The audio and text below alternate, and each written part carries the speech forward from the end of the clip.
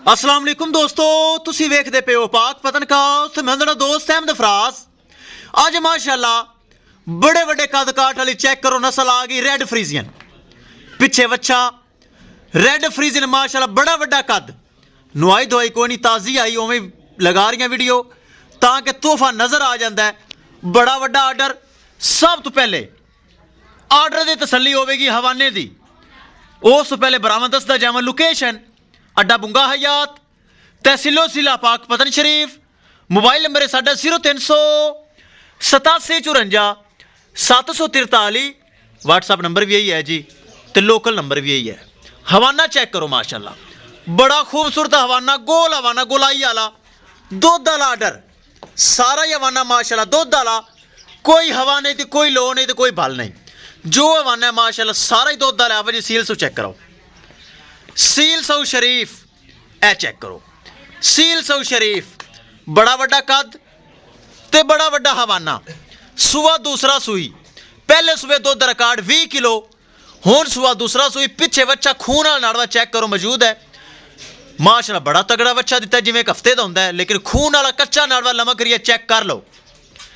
बड़ा माशाल्लाह सोहना हवाना, दिल करता है कैमरा हवाने दे लगाई रखा, मेरे बराबर हवाना चेक करते रवन। बड़ा वड्डा कद, सिरू जैन मैन मोनी, छोटा छोटा कन, मोटी मोटी अख, सिरू जैन मैन गोनी, कद बड़ा वड्डा, वेल बड़ी, फुल साइज का जानवर, रेड फ्रीजियन क्रॉस। पिछे बच्चा ए चेक करो। ब्राह्मण हो रिक्वेस्ट है माशाल्लाह तो कमेंट करो, वीडियो शेयर करो, तो नाल ब्राह्मण एक बार फिर दस देवां लोकेशन अड्डा बुंगा हयात, तहसीलो जिला पाक पतन शरीफ। मोबाइल नंबर है साडा 0387 54 743। व्हाट्सअप नंबर भी यही है जी, तो लोकल नंबर भी यही है। करिए दोस्तों डिमांड, डिमांड बड़ी मकूल बड़ी जायज़। किस मेरे भरा वीर दे वड्डी गां आवे पसंद, सिर्फ 4 लाख रुपए दोस्तों डिमांड जे, सिर्फ 4 लाख रुपए डिमांड है, जिंदे विच प्यार मुहब्बत दीद लिहाज और खसूसी डिस्काउंट हो जाएगा। किसी मेरे भरा वीर दे गाय पसंद आवे, बड़ा सोहना हवाना माशाल्लाह, 4 लाख रुपए के प्यार मुहब्बत करके परचेज कर सकते। हाफा जी इन्हू जरा पिछा घुमाओ ताकि बरा टोटल जानवर वेखन।